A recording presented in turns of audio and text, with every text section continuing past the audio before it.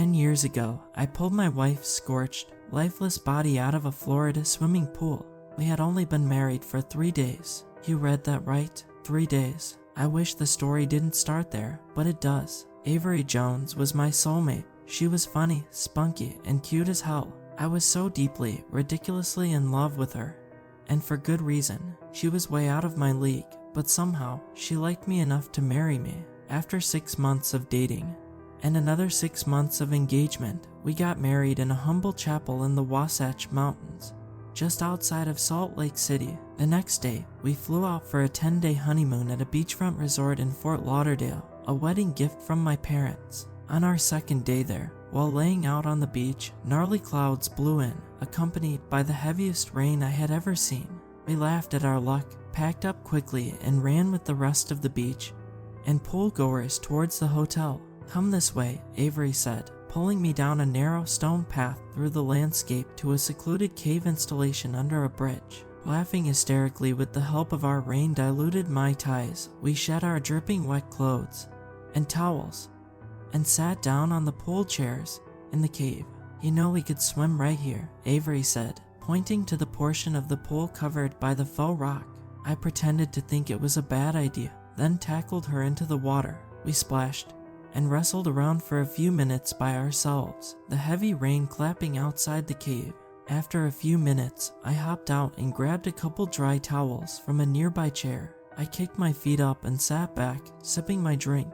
Avery began an interpretive, synchronized swimming routine in her bright blue bikini. She whipped her auburn hair back and forth and swung her hands above her head with effortless grace. Even though she was joking, I was mesmerized. She was mine. I was hers. It was surreal. But then I got a feeling, a horrible feeling, one that said disaster was imminent. I didn't say anything to Avery though, since I prided myself on being rigidly pragmatic. Giving credence to feelings on only our 3rd day of marriage seemed like a bad idea. Whether it was a premonition or not, lightning struck the pool with a deafening crack. A deadly shockwave surged through the pool, killing Avery instantly and shooting me back against the rock wall. Once my hearing and sight returned, I saw Avery floating face down in the pool, 20 feet away from the cave. I yelled for help and jumped in. Hotel staff ran over, and together we got her out of the pool. Medical staff arrived shortly thereafter, and then an ambulance. She was pronounced dead on sight. The next day, we flew home, one of us seated in coach, the other in a body bag stashed below deck. I fell into a funk after the funeral and never recovered. I was convinced Avery was my soulmate, so when she died, the world fell out of working order. Nothing made sense anymore. I never dated again nor had any interest in women, or people for that matter. I took a job in Texas, bought a townhome, and quickly got into a routine. I talked to my parents occasionally, but only returned home maybe 3 times over the last 10 years. Not a day goes by that I don't think about her. Hell, not even an hour. As our 10th anniversary approached, the data analytics firm I worked for was bought by another company, and I was let go. Though I was initially pissed, my tune shifted once the generous severance check came in the mail. The night the check came, I drank a lot and stumbled through Avery and my wedding album. Sometime around 1 in the morning, I made a decision. I decided that a decade of mourning was long enough. I decided that the next 10 years of my life weren't going to be steeped in self-pity. I would make something of myself.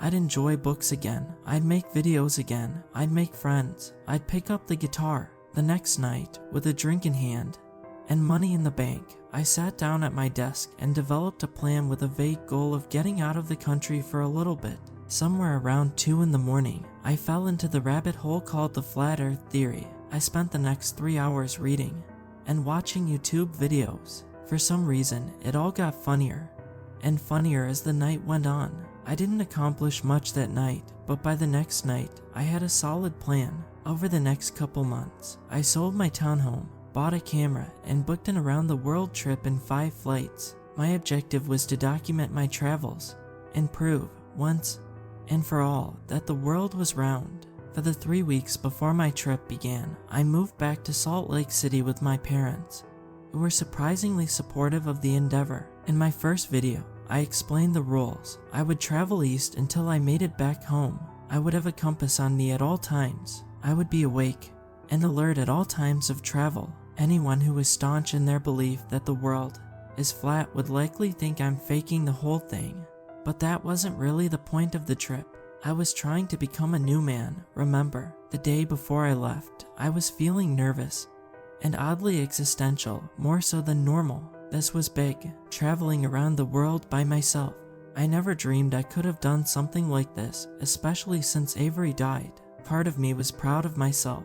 The other part of me was questioning what the hell I was doing. Whatever it was, I decided to leave something behind to commemorate my existence. I stayed up late scrolling through thousands of pictures and ultimately choosing 4 for print: Avery and me on our wedding day, my cousin and me on skateboards, my parents and me last Christmas, and a horribly awkward picture of me standing by myself outside my Texas townhome.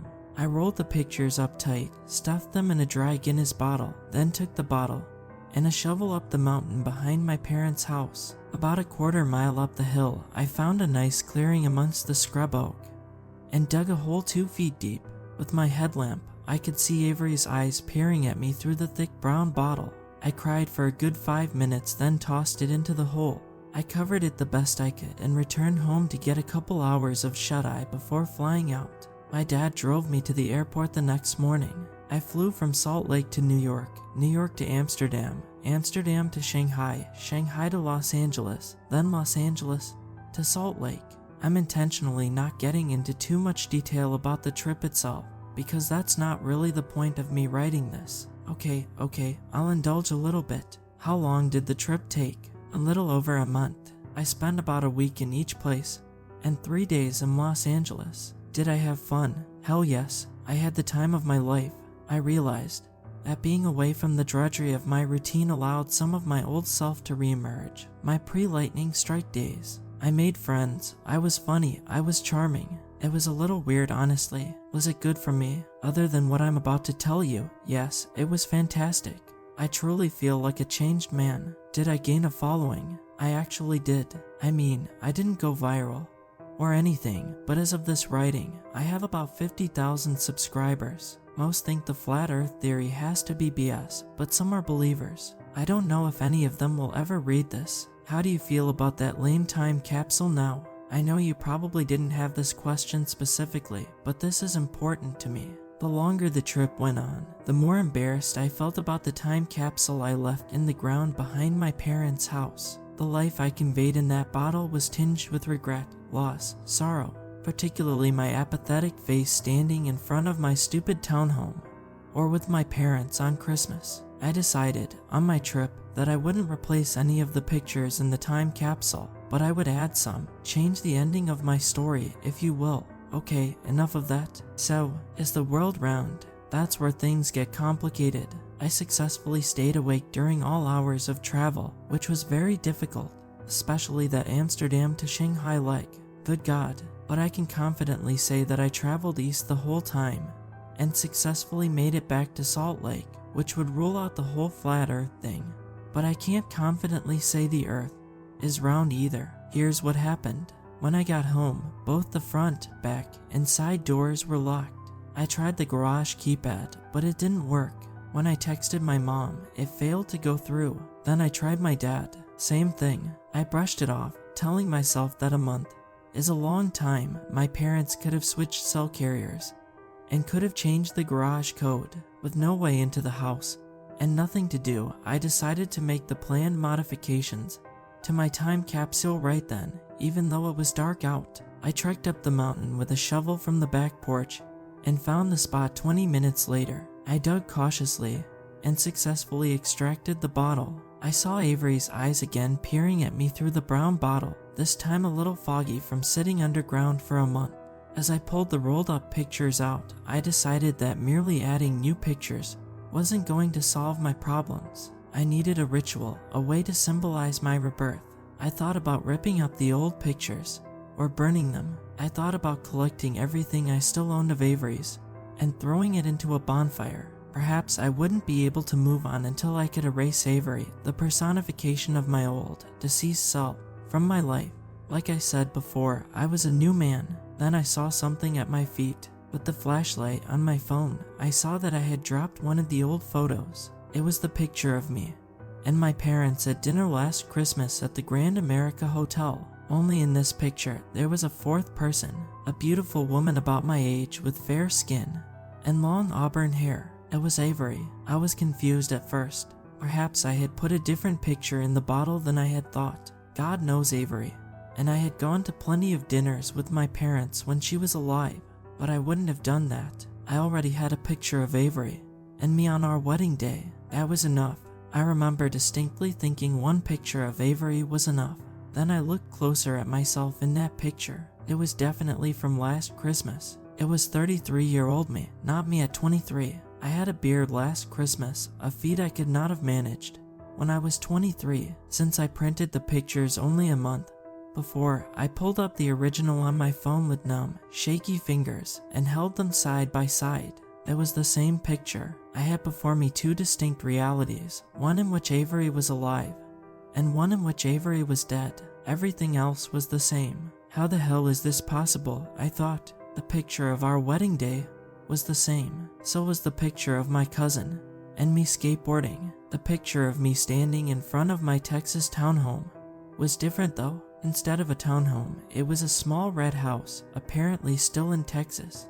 And, of course, Avery was standing next to me wearing a green plaid button-up shirt. Avery would have pursued her degree in nursing had she lived, I'm sure. The dual income would have allowed us to buy a house instead of a townhome, I figured. But still, what the hell is happening? My knees grew weak, and I sat down, looking back and forth between the two pictures with Avery now in them. She truly was stunning, more beautiful than I remembered. I stumbled into a new reality. I don't know how or when, but here I am, in a world where Avery lives. I'm sure that isn't the only difference, but it's the only one I'm aware of as of this writing. If I truly am in a new reality, what happened to the old one? Am I missing? Did I get duplicated? Did that old reality disappear? I laid on my back in the crunchy snow and closed my eyes. Where do I go from here? A pair of headlights flashed through the aspen trees, and I sat up abruptly. A car was pulling up the driveway. I shuffled my way down the snowy banks close to the house. I remained perched there for about 5 minutes before the kitchen lights clicked on and I saw 4 people emerge. 2 of them were my parents, looking the exact same as they did in the other reality. Then in walked Avery. Then, in a moment even more unsettling than seeing Avery alive, I saw myself enter the room. My heart was pounding. Other me was wearing the same outfit I'm wearing today, even sporting the same scruff. The only difference was the little bit of gray hair above his ears. I slid further down the hill to get a closer look. For a moment, a long moment, I forgot about my replica and watched Avery. She was gorgeous in person, more gorgeous than in pictures. She had always been that way. This is what my life would look like if I hadn't been such a coward, I thought, feeling a tear trickle down my cheek. The 4 of them talked and laughed excitedly, eventually shedding their coats and moving to the front living room. I climbed down the rock wall and ran around to the front of the house, hiding behind a group of pine trees near the front stairs. My dad left for a couple minutes and returned with a bottle of wine and 4 glasses. I fell deeper into a daze watching them, mostly Avery. They had a great time chatting for at least a couple hours, while I sat like a fool between the pines, my toes and hands freezing. She was so effortlessly charismatic, so charming. The way she talked with her eyes, the way her teeth flashed when she smiled, the way she leaned in when she was engaged. Everything about her was perfect. What I wouldn't do to steal this man's reality. I watched other me and Avery say their goodbyes and exit through the kitchen. Their car doors slammed shut, and I realized that I was going to lose them. In my reality, I was living at home while I did my around-the-world trip. Where would I have lived if I was still married to Avery? We had always talked about returning to the Salt Lake area eventually. Maybe they did it. As they rolled down the driveway in their 2019 Honda Accord, I ran to the side of the house and found an old bike from my childhood rusted against the wall. Both tires were flat and the front brakes didn't work, but since my parents lived way up in the mountains, wherever other me and Avery were going was downhill. Even though I went as fast as I could, they were long gone. Obviously, my 25-year-old junkyard bike didn't stand a chance, but I kept going, rolling past the church, the junior high, then through the Oak Hills neighborhood, all the while racking my brain. If Avery and I were still married, where would we have lived? It wasn't a fair question to ask myself. After all, we had known each other for a little over a year, and had only been married 3 days when she died. In this other reality, other me and Avery had been married 10 years. That's a lot of time to know someone. People change, opinions change, circumstances change. I can't understand other me's mind, so all I could do was hope for a miracle. As I was about to turn the corner onto Orchard Drive, I saw a pair of tail lights in a driveway off a side street, Fair Oaks Drive. Of course, I thought, Avery, and I talked about renovating an old home on Fair Oaks one day. But man, that was one conversation when we were engaged. Impressive that they pulled it off. My vision was blurry from biking almost a mile downhill in freezing temperature, but as I got closer to the house, I recognized the car to be theirs. I snuck around the back of the house, where I had a view of the living room and kitchen. I smiled looking at the renovated, well, mostly renovated, home. Pictures of Avery and other me lined the walls. There was even an old stand-up piano in the corner, just like the one Avery had always talked about. I found a little slice of heaven. This is everything my life would have been had I acted on that inner voice to pull Avery out of the water 10 years ago. Instead, I'm a depressed bum living with my parents. They made their way into the kitchen and took off their coats. Other me started on the dishes, and Avery sat on the couch, eyes glued to her phone. I figured they were exhausted. It was midnight after all. After a minute, Avery stood up and walked down the hall. I ran to the other side of the house to try and get a view of her, but as I turned the corner, an outdoor security light came on, and I ducked down in some bushes. Other me put the dishes down and walked to the back window to inspect. Then I heard a crash from inside, where Avery was. Other me jerked around, then stopped in his tracks. Go help her, I thought. You cowardly bastard. I returned to my original post in time to see Avery stomping down the hallway and into the kitchen. She was red-hot furious. She walked right up to Other me with a piece of paper in her hand. I couldn't hear exactly what she said, but she screamed something and threw the paper at his face. Other me put his hands up as a weak defense. What did you do to Avery this time? As Other me tried to explain away whatever was on that paper, Avery grew more furious. She paced to the kitchen and barked something else, then picked up a glass Other me had been in the middle of washing and threw it across the room, shattering on impact. Who the hell is this woman? Other me continued to speak calmly in defense, but there was no slowing Avery down. She grabbed a picture off the wall and threw it hard on the ground, the wooden frame crunching. Other me backed away slowly, moving to the other side of the kitchen island. Then Avery pounced. She ran at him with unrestrained vengeance and shoved him hard against the kitchen cabinets. He held his hands out again, pleading for her to calm down. She grabbed a plate from the sink and swung it at him, but he moved out of the way, and it shattered violently against the cabinets behind him. This only made her madder. She shoved him again, then clawed at his face. Other me got tangled in his feet and stumbled against the fridge. She slapped him hard against the side of the head, and he yelped in disbelief. Again, he begged for her to stop, but she didn't. She hit him 3 more times in the face while he slumped to the ground. After the third hit, one of his eyes was already swollen shut, and blood was streaming down his face. Avery walked to the other side of the kitchen island, and I breathed an audible sigh of relief. Avery, the girl of my dreams, the girl that made all my friends jealous, the girl I had on a pedestal for the last decade. A monster. I know that we tend to forget people's negative attributes after they've passed, but there was not a violent bone in Avery's body when I knew her. Not even an aggressive one. She was sweet, kind, loving. Not like this, not at all. What happened to her? As I watched the other bruised and bloodied version of myself weep on the kitchen floor, my world crumbled. All this time I had hated myself for not listening to that voice, for not pulling her out of the pool and saving her life. If only I had done that, we could have gone on to create a beautiful life together, finish school, build careers, buy a house, get a dog. We'd do it laughing and playing the whole time like 2 kids in love. I'd be complete forever. But with that one lapse in judgment, Avery died along with the entire vision for my perfect future. But no, that's not how life would have been. This is how life would have been, with me crying on the kitchen floor with blood running down my face and shattered dishes all around me. Is it possible that my reality, the one I came from, was the better life? There was another crash and a scream from the bedroom. Avery, round 2. She stomped back into the kitchen. Another me stumbled to his feet. Again, he tried to calmly plead, but again, she wasn't having it. She yelled at him for another minute, then threw a coffee mug at him, shattering against his shoulder. He backed away from her, moving to the back door close to where I was hiding. I ducked down further. The door burst open.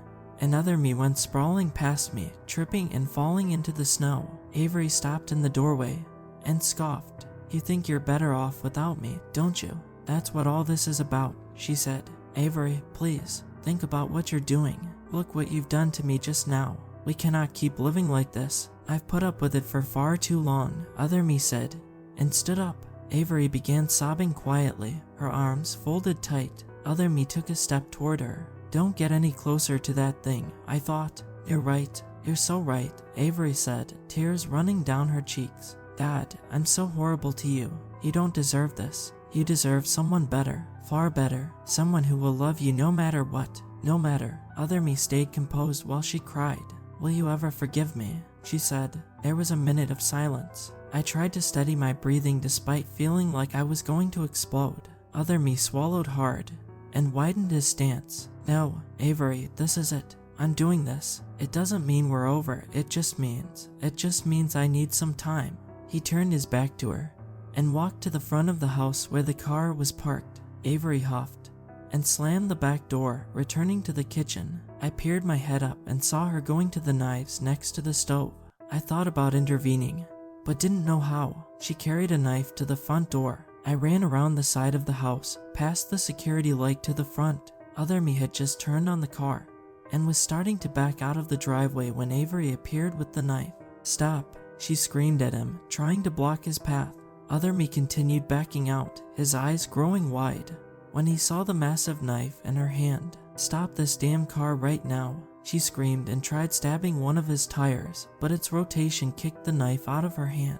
She quickly picked it up off the driveway. He pulled into the street and sped away, leaving Avery standing in the driveway in her pajama shorts with the giant knife dangling by her side. When the headlights were gone, she dropped the knife and began crying again. My first instinct was to comfort her, an instinct that I quickly overruled. I only watched her in pure bewilderment. Never should have left Texas. After a few minutes, she returned inside, and I could hear her cleaning up the mess. That's when something dawned on me. I made a time capsule because I was about to do something big, something life-changing. For me, I was about to embark on an around-the-world trip. But why would other me make a time capsule? Was he also planning something big? Before I could follow that train any further, I realized that the paper that set Avery off a few minutes before was now sitting in the middle of the driveway. I stood up carefully, making sure I was out of sight, and grabbed it. With my phone as a flashlight, I read the paper. SLC to JFK December 28, JFK to AMS January 4th, AMS to PVG January 12th, PVG to LAX January 19th, LAX to SLC January 23rd. I let the crumpled paper fall to the ground. He was planning the same trip I just came from, which meant he was going to experience what I just experienced. Probably, if he makes it around the world and returns to Salt Lake, he would be stepping into a new reality. If anyone deserves a new reality, it's that guy, so I didn't try to stop him. Lightning struck a tree nearby, knocking me to the ground and killing the power to the rest of Fair Oaks. It began to rain. I walked to Orchard Drive and followed it to Dee's, the only 24-hour diner on this side of town. I'm writing this on a borrowed laptop in a booth that Avery and I had occupied many times when we were younger. I don't know what happened to the reality I came from, if I'm now missing or dead or what. I don't know what will happen to other me when he makes his trip around the world. I don't know if there are other me's planning around the world trips too, thereby disrupting who knows how many more realities. How many other realities are there? Infinite? Frankly, I don't even know what will happen to this post once I publish it.